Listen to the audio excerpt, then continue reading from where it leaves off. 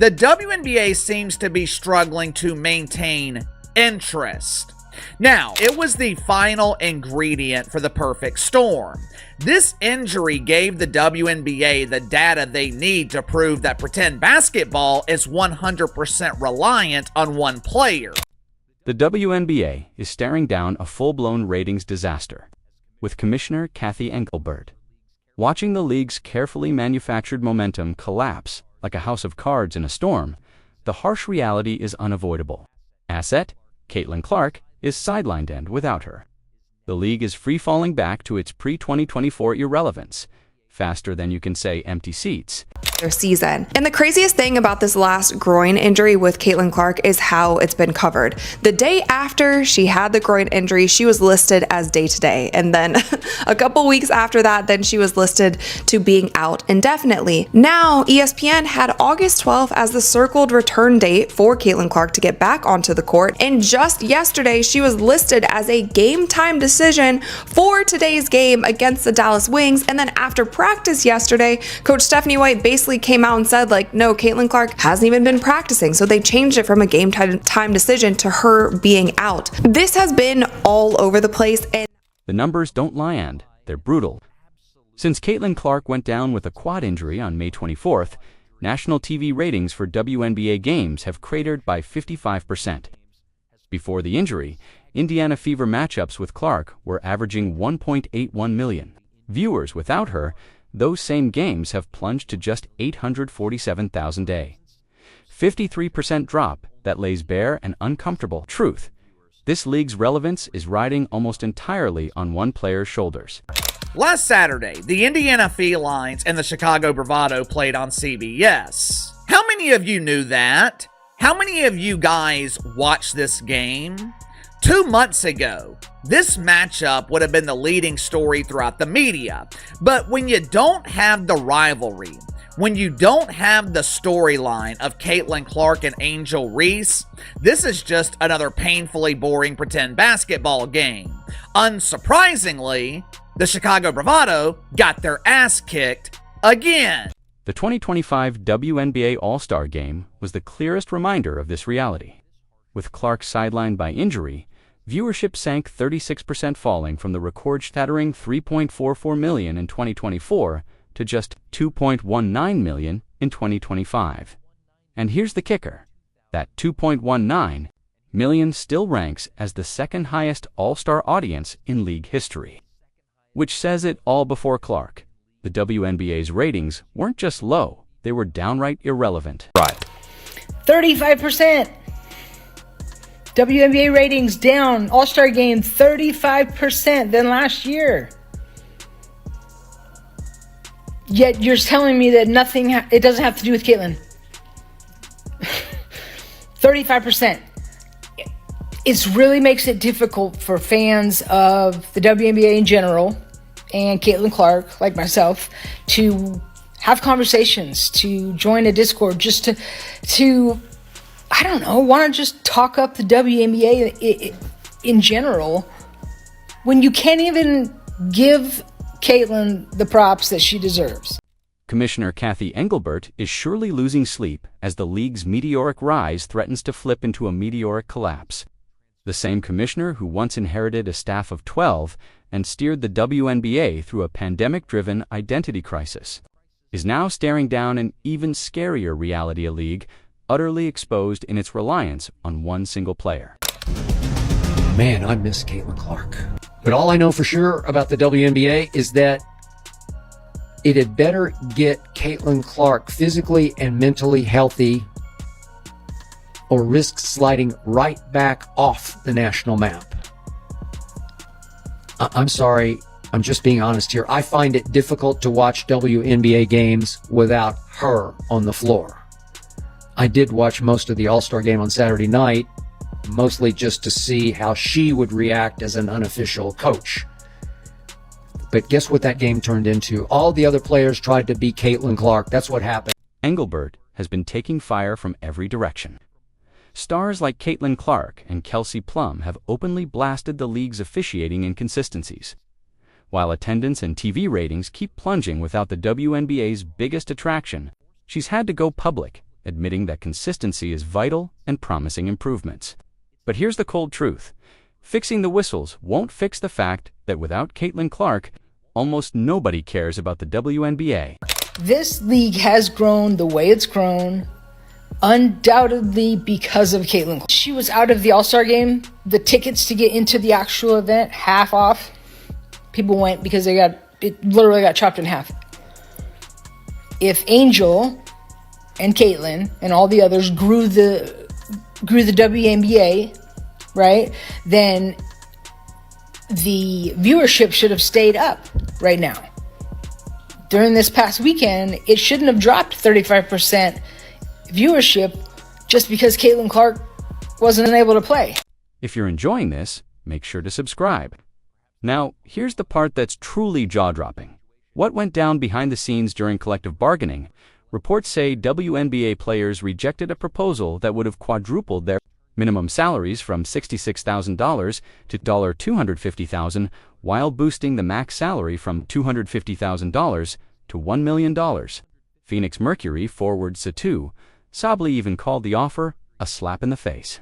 Think about that. These players, in a league that bleeds $50 million a year and hasn't turned a profit in nearly 3 decades, turned down a deal that would have made several of them millionaires.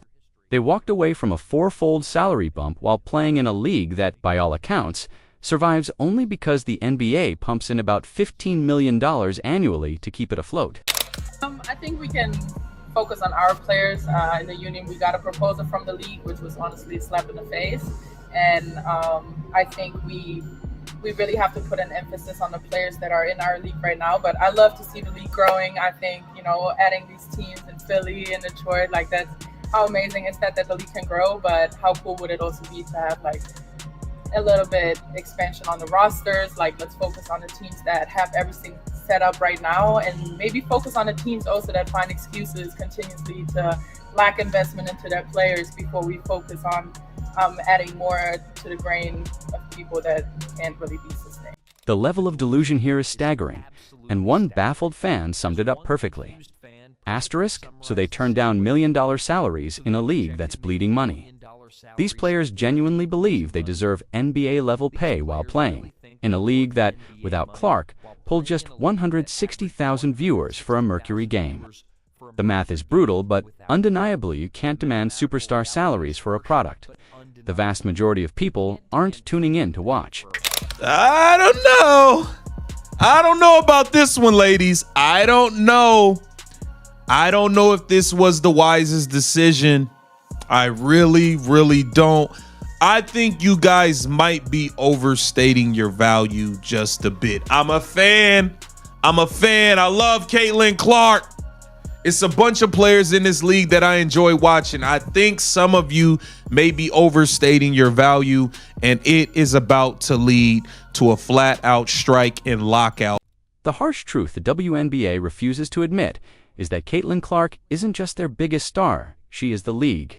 The numbers don't just suggest it, they scream it. In 2024, Clark accounted for 26.5% of all WNBA economic activity, from ticket sales to merchandise to TV viewership. ESPN's Stephen A. Smith said it best when he called her the cash cow in box office, pointing out that her absence triggers catastrophic ratings declines. The stats are staggering. With Clark, the Fever averaged a record 17,036 fans per home game outdrawing Indiana's NBA team in the very same arena. League-wide merchandise sales jumped 500%, with Clark leading all players. Games featuring her generated 45% of the WNBA's entire broadcast value. Her debut against the Chicago Sky pulled in 2.7 million viewers. But when the same matchup happened without her, tickets were going for as little as $3. The market couldn't be clearer. Without Caitlin Clark, the WNBA slips right back into niche territory and afterthought, sport that most people don't even notice. While 1.3 million is great, it is the least watched Felines Bravado game since Caitlin Clark entered the WNBA dump. But I've noticed a trend recently with WNBA ratings. For starters, games not involving the Indiana Felines seem to be struggling. Back in June, The LA Sparkles played the Las Vegas Anonymous Faces on Ion. 459,000 viewers. 2 weeks later, Sparkles Minnesota Linkers on CBS, 702,000. That seems to be the number that the WNBA is averaging when the Indiana Felines are not playing. Here's where the WNBA's problems become downright infuriating. Instead of protecting their golden goose, the league has allowed a culture of targeting Caitlin Clark to fester. Even her own teammate, Sophie Cunningham, has had to step into the role of enforcer, pointing out that referees had a lot to do with it after years of failing to protect the league's top star. The pattern is glaring. Clark was poked in the eye by J.C. Sheldon, then later knocked to the floor by Marina Maybori. Officials didn't even eject Maybori, only upgrading the foul to a flagrant 2 the next day after public outrage forced their hand. This repeated tolerance of excessive physicality against Clark has created a hostile environment that many outside the league are now noticing. Tennis legend Chris Evert put it bluntly. Asterisk, when will these ladies realize, accept, and appreciate that Caitlin Clark is the best thing that's ever happened to women's basketball? This is a bad look for the sport, and what happened to sportsmanship. Asterisk, the league's failure to protect its brightest star isn't just reckless, it's self-destructive. We really watching because Caitlin Clark and everybody watching. Now listen, if I keep bumping her, knocking her down, might get her a concussion, you might hurt her for real. For 2 weeks, she was done with like a hamstring. She was down. 55% of the viewership was down. She comes back the next game, it's about 3 million viewers. Now let me tell you something. Growing up in the hood, they teach you this. Always protect the money. Y'all keep hurting her and all that. She going for a year or two. Ain't nobody gonna watch it. If nobody watches, how y'all gonna make and generate money? Stop playing with that girl home. Look, y'all need to start doing is put them emails together with the commissioner to the referees. Don't put y'all damn hands on Caitlin like that. You can foul her, but don't hurt her. And if you hurt her... The hard truth that many players refuse to acknowledge is that the WNBA is built on financial quicksand. In its 28-year history, the league has never turned a profit, averaging more than $10 million in annual losses, according to NBA Commissioner Adam Silver. By 2024, even with Caitlin Clark's unprecedented surge in popularity. Those losses ballooned to around $50 million. The NBA currently props up the WNBA with about $15 million in subsidies each year and owns roughly 60% of the league. Factor in NBA owners' personal stakes in individual franchises, and that ownership climbs closer to 75%.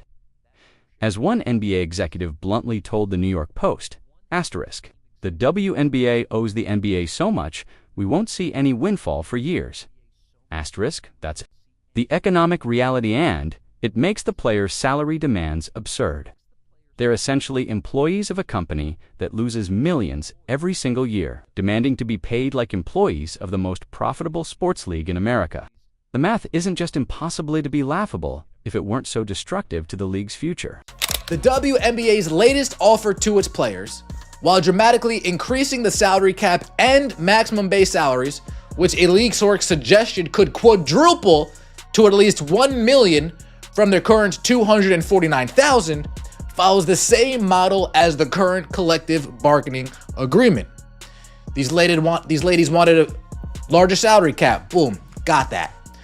They wanted a larger number when it comes to maximum base salaries. Boom, got that. They want a 50-50 rev share split. Ooh, they don't got that. The owner said, we'll give you this and we'll give you this, but this 50-50, ooh, it's looking dicey. What we're witnessing now is the WNBA's return to its natural state, a barely watched basketball league propped up by NBA charity. Without Clark, the league is averaging significantly lower viewership numbers, reduced attendance, and diminished social media engagement.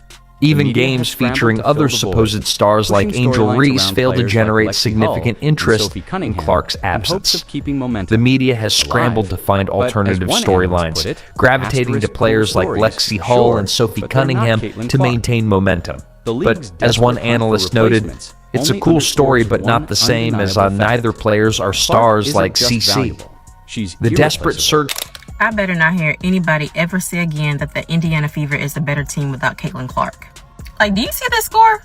Do you see the score? The Indiana Fever lost 95-60 last night against the Phoenix Mercury. Like, they got hoed last night. I mean, it was absolutely ridiculous. A complete embarrassment. Nobody showed up to play except for Sophie Cunningham. Kelsey Mitchell playing tunnel vision basketball, not wanting to pass the ball to anybody. Lexi bricking threes every other possession. AB was ghost town for 4 quarters. Like, I don't know where she was. Literally, she only had 4 points the whole game. Ari McDonald, Dantes, everybody was Brick City. Engelbert now finds herself in an impossible position. She's watching the league's newfound popularity evaporate in real time while dealing with players who seem completely disconnected from economic reality. The commissioner who once proclaimed confidence about expanding to 16 teams by 2028 must now confront the possibility that without Clark, those expansion dreams might crumble. The upcoming media rights deal worth approximately $2.2 billion over 11 years was negotiated largely on the strength of Clark's impact. If Clark's injuries continue, or if she decides to leave the league due to the hostile environment, that deal's value could be questioned. Engelbert is likely praying for Clark's swift return, knowing that every game without her superstar is another nail in the coffin of the league's mainstream relevance. The irony is palpable.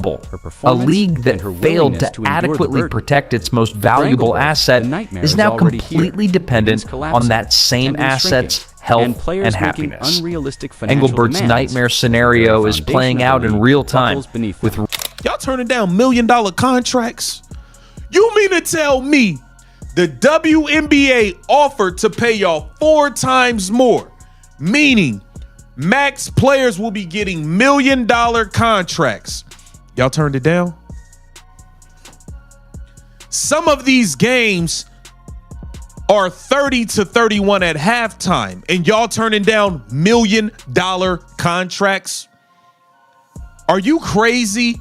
Are y'all crazy? Listen, man, look, being stubborn gon' kick y'all in the ass, man. Y'all gotta stop playing games. Commissioner Engelbert's entire legacy now hinges on how she navigates this crisis. If she can convince Caitlin Clark to stay, while building an environment where the league's brightest star feels both protected and valued, she may still preserve the surge of momentum the WNBA enjoyed over the past year. But if she allows unrealistic player demands to dominate negotiations and continues failing to safeguard her most important asset, she'll be remembered as the commissioner who ushered the league back into obscurity. What once seemed unthinkable now grows more likely with every game Clark misses. The WNBA, without her, is just another struggling women's basketball league that the wider public largely ignores. The data is undeniable. Ratings, ticket sales, and merchandise all tell the same story. Caitlin Clark isn't just the league's biggest star. She is the WNBA's present and its future. The sooner the league accepts this truth and acts accordingly, the greater its chances of staying relevant in an increasingly crowded sports marketplace.